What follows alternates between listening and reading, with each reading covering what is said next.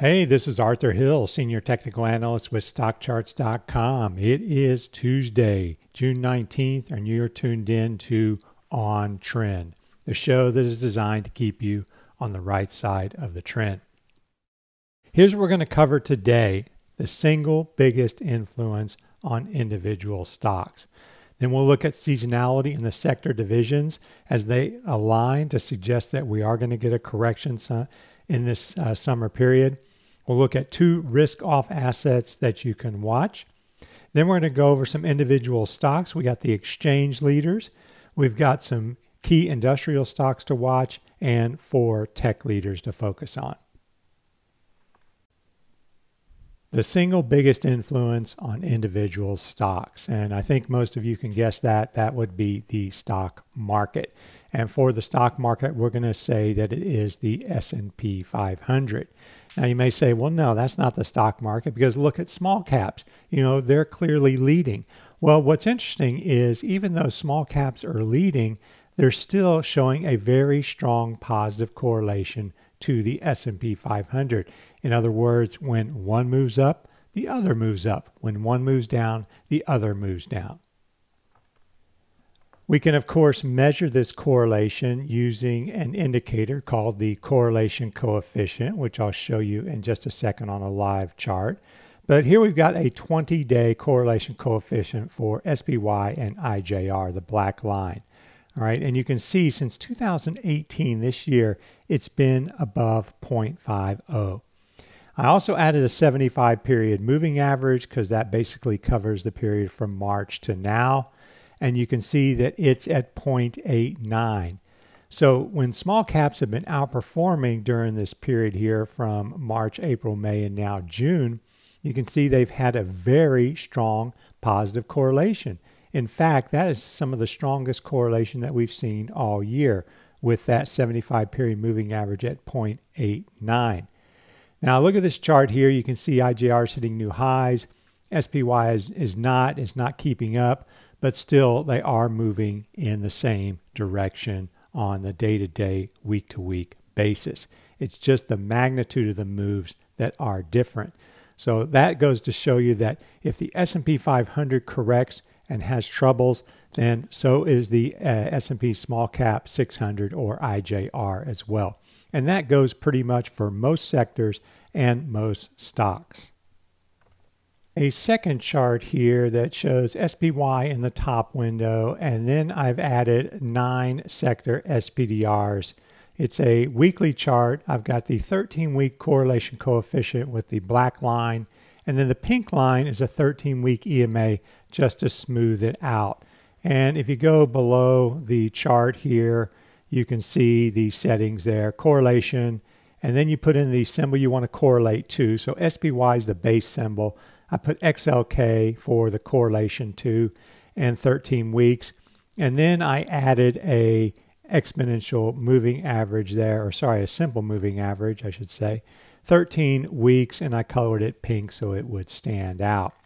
And when you look at this, you can see that the technology, the consumer discretionary, the materials, and the healthcare sectors all have a correlation greater than 0.90 as based on that 13-week moving average.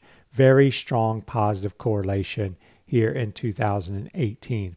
And then the 2 less correlated sectors are finance and industrials, and that is because they have been lagging over the last few months. You know, the other ones are breaking out and leading, and you have finance and industrials lagging. So their correlation coefficients as measured by that 13-week SMA are below 0.90.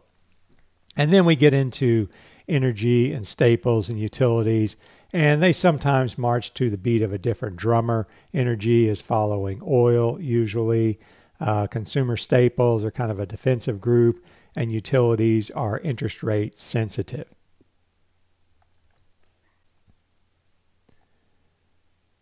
So this correlation is very important because it tells us that pretty much as the stock market goes, the chances are your sector, your industry group, or your stock is going to go in the same direction. By the stock market, I mean the S&P 500.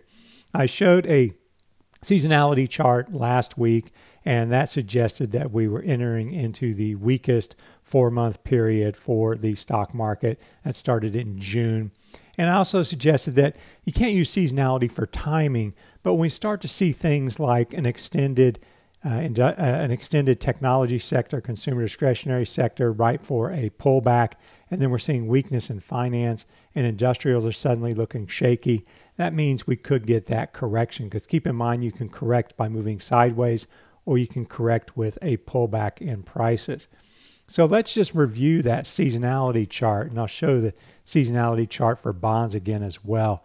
On the free charts page on the right, you can see the link for the seasonality chart. And I'm going to go ahead and open that up to 20 years.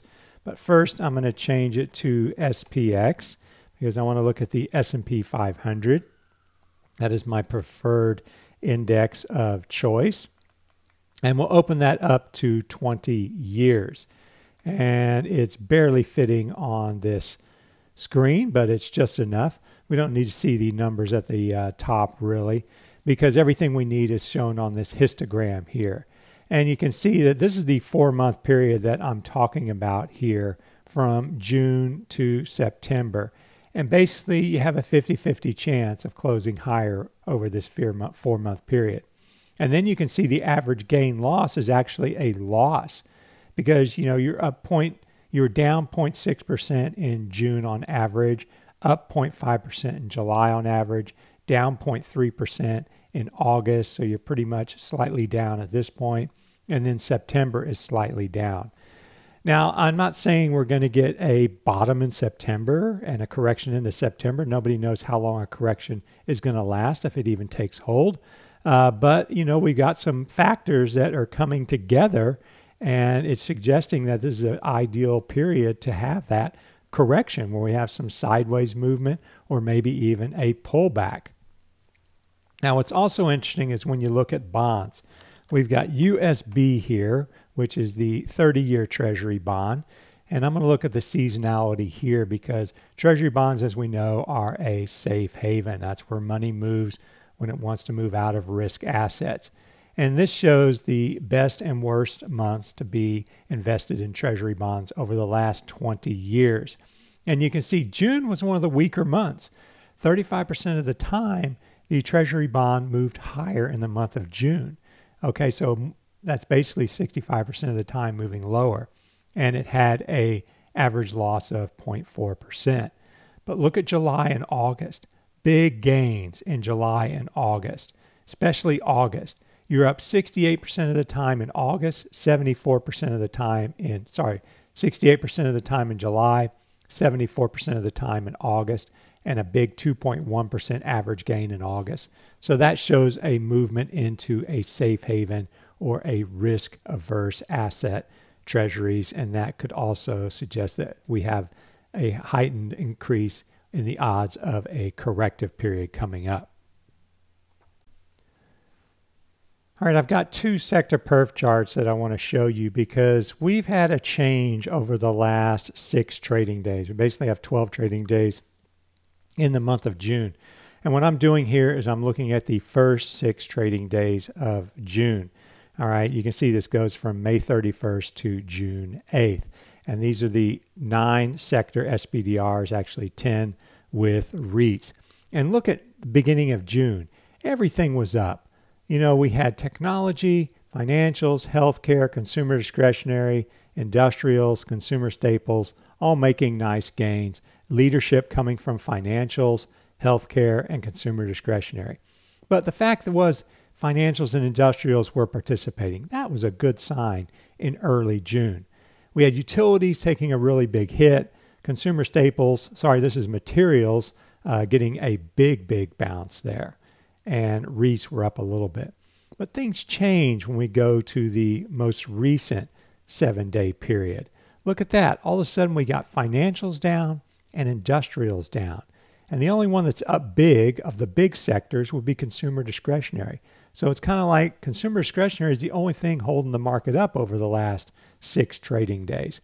Technology's up 0.5%. Okay, it's helping a little bit. Healthcare is not really helping. But industrials and finance continue to drag. And energy was a drag. And then we see utilities getting a big surge, and materials giving that big gain back. Not all of it, but some of it. But I'm more focused on this industrial action and financial action because this is negative because these are two big sectors, and we'll go in more detail on these sector charts next. All right, now let's look at the sector divisions among the big 5 sector SPDRs. So this first chart shows the consumer discretionary SPDR, and it's had a big move. You can see it was up over 10% there with that move from the early April low to the current high that we hit yesterday basically, or the day before, which would be Friday. It hit a new 52-week high. But after you have such a big advance, you're entitled to some sort of a corrective period. I mean, you know, if you look at consumer discretionary, it was overbought in early December, and it continued to be overbought. So, you know, you got to be careful here. But, you know, if you look at it after a big advance here, you can see that if we get a pullback, maybe we'll pull back to this 104, 106 area, kind of have this triangle breakout zone and a little bit of consolidation there.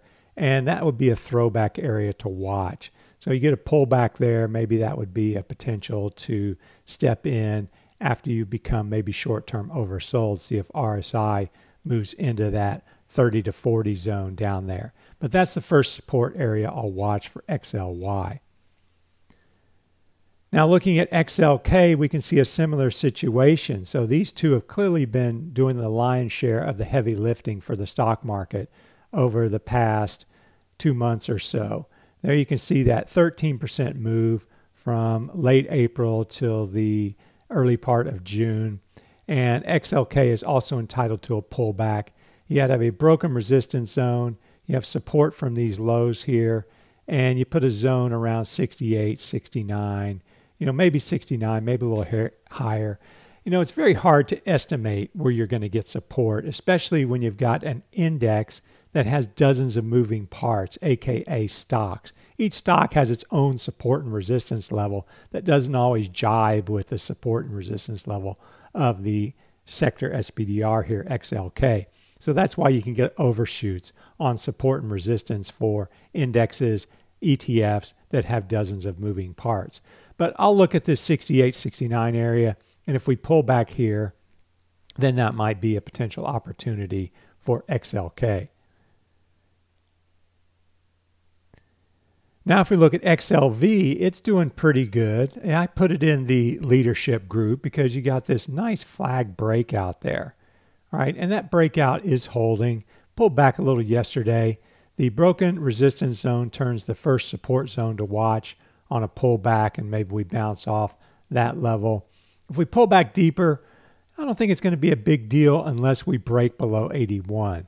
Okay, if we break below that line in the sand there at 81, then we will have reversed this upswing, and that'll be another big sector that is weighing on the market. So these three, I think, are helping out right now, and they would be the preferred choice on pullbacks. All right, the other two are kind of shaky. All right, finance is not even shaky. It's in a downtrend, and it is weighing on the market, and it is the third biggest sector. It accounts for 14% of the S&P 500, as I've said time and time again. And there's nothing here but a downtrend. All right. We did have a couple strong closes on Friday and on Monday. So, you know, maybe some accumulation is coming in. We do have a lot of support here, but we need to see some sort of upward catalyst here off this level if we want to think that there's going to be a breakout and a sustainable breakout. Of course, a follow-through breakout at 28.5 would reverse the downtrend for finance, and that would be a big boon for the market, I think. But it hasn't happened just yet. And I think we got some stress test results coming up. Most analysts think they're already baked into the prices because there's nothing new in these stress tests, and they're not really that stressful, if you will. You know, the only one I think that might have trouble, and it's not even on here, is Deutsche Bank. But still, watch the chart. Put that stress test back on the back burner. Watch the chart. We need to get an upward catalyst here, maybe a close above 28, and then a close above 28.5, and you've got a breakout. Now, the other sector that is looking shaky would be industrials. All right. And I wrote about industrials in Chart Watchers over the weekend. We have two bullish continuation patterns. The first is the falling wedge. All right. And we broke above that wedge line. And we even exceeded the prior high there in April. So that was a nice little breakout. And after this big move from 70 to 76, almost 10%, you're entitled to a rest. And we got this kind of choppy consolidation that could be a bullish pennant or a flag. Pennant kind of has, trend lines that are coming together a little bit. And we're probably going to test support here with the week open today. But if we break support here, that's going to negate that breakout. And if industrials break down, along with the downtrend in finance, then we have the recipe for a flat market at best. And then you look at XLK and XLY, the first two charts, they're very extended and ripe for some sort of a rest. They could pull back towards some sort of a breakout zone. And so that's the recipe for a pullback or choppy trading, at least in the S&P 500.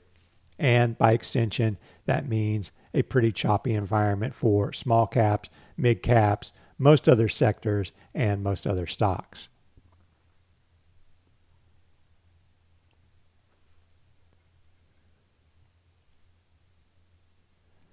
All right, so risk off is going to be back in the news today. And what's interesting is this is the second risk off event that we've had in as many months. Okay, I've got a chart here for TLT. And, pretty much any bond that has, and most bonds are going to be risk off assets. Okay, you got zero coupons as well. You've got IEF. You got AGG, the aggregate bond ETF. You don't need to have all three of these. All right, you just need to pick one. I just picked TLT because it's based on the 20-year Treasury, which has the longest maturity out there. Oh, you have a 30-year, I guess, but this has a long maturity, so it's very sensitive to interest rate assessments and also to it's a market bellwether basically. And if we look at this chart here, we still got a downtrend. All right, but we got potential support in that 117 area. And there's that big surge that we had when we were risk off at the end of May. That was the Italian election results. And then we pull back and look at that. We firmed near that 61.8% retracement and we broke out of that little flag. All right, that looks like a bullish breakout in the making.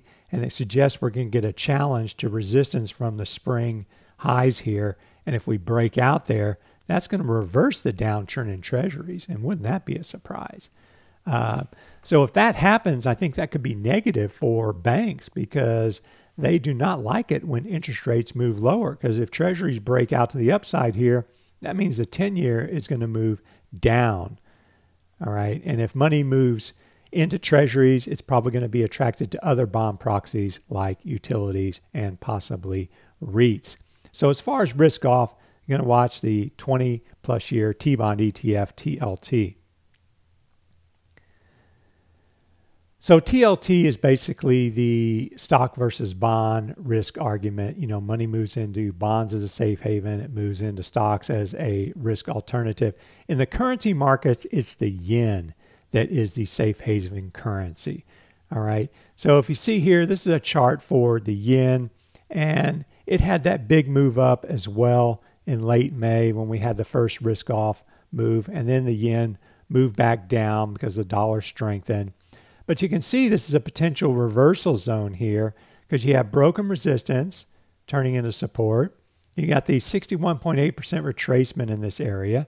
And keep in mind, 61.8% is not meant to be an exact line in the sand where you're supposed to reverse at the 61.8000% retracement. No, it's just kind of a zone you watch. All right, it could be 50%, it could be 2/3, it could be 70%. The point is you need to hold above this low, obviously. So we had a big surge, we had a big pullback, and if we can get an upturn here, then that's going to suggest that money's moving into the yen, and that's a safe haven currency. And if we break out there, then that's going to suggest a risk-on environment in the markets. The bottom window shows the euro just for reference, and the euro, of course, had a big breakdown there. at the latter part of April, early May, and then it had an oversold bounce, and it looks like it's continuing lower. So the euro is the biggest component of the dollar ETF, and so if the euro is going to move lower, that means the dollar ETF will move higher. I think the euro accounts for like 57% of the dollar ETF, and the yen weighs in at 13.6%. All right, now we're going to look at some stocks in the industrial sector because, of course, it is driven by the large caps in that sector, and these 4 stocks are in the top 10, and we can see that one is already failing here. The first stock up is Boeing, which has been one of the market leaders. It hit a 52-week high there, just above 370. So we had the pullback there in March, April, a choppy breakout, but it held and you worked your way higher to a new high.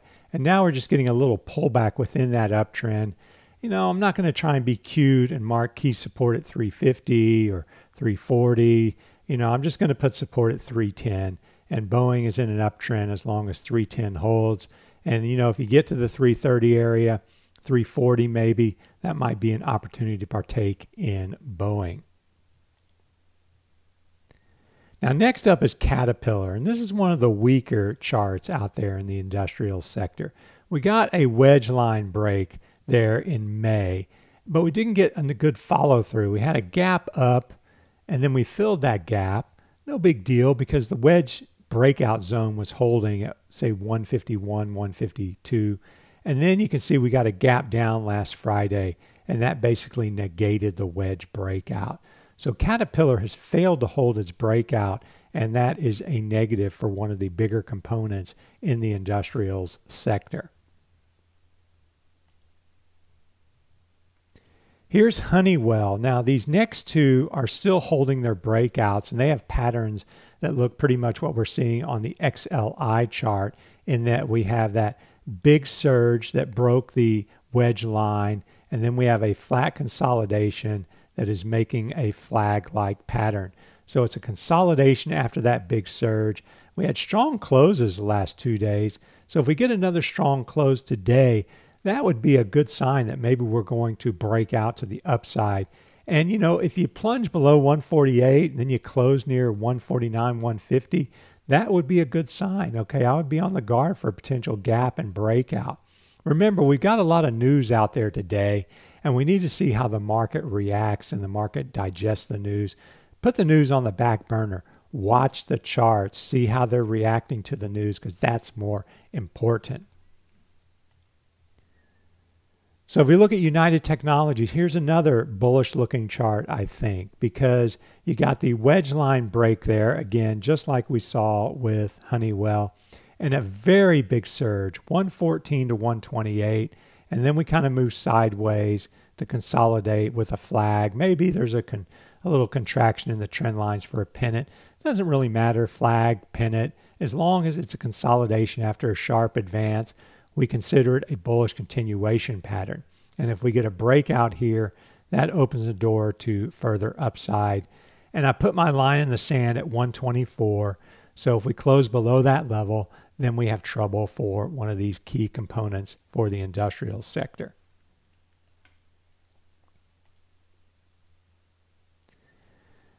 Now let's look at some tech leaders because, you know, even though Intel and some semiconductors got hit, we're seeing still leadership within the tech sector and some recent new highs and some recent breakouts.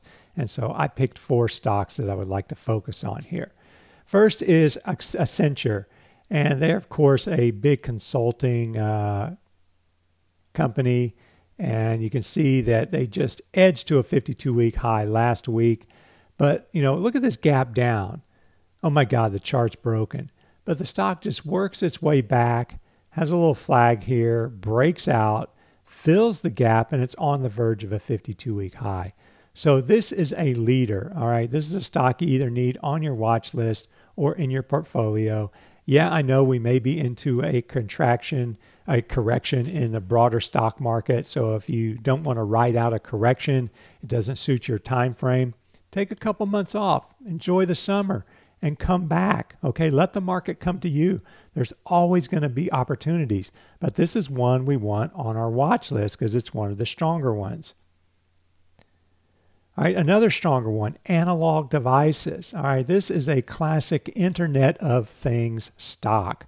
All right, they're using chips in basically everything these days, and it's just going to get more and more, and analog devices is right at the forefront for the Internet of Things. And we got this big triangle consolidation, and then we got the big breakout there, and that breakout is bullish. Now the broken resistance zone turns into our first support zone, so if we get a pullback to that 96 area, that could be an opportunity for analog devices here. Now, if we don't pull back, you can see a potential pennant is forming. So you got that big surge, 92 to 104, kind of stalling, consolidating, digesting those gains, and you break out, and that opens the door to further gains in analog devices. But this is clearly a leader. The next one is Autodesk. You know, software is one of the strongest areas of the stock market. And here's Autodesk. And it's got a big island reversal working there.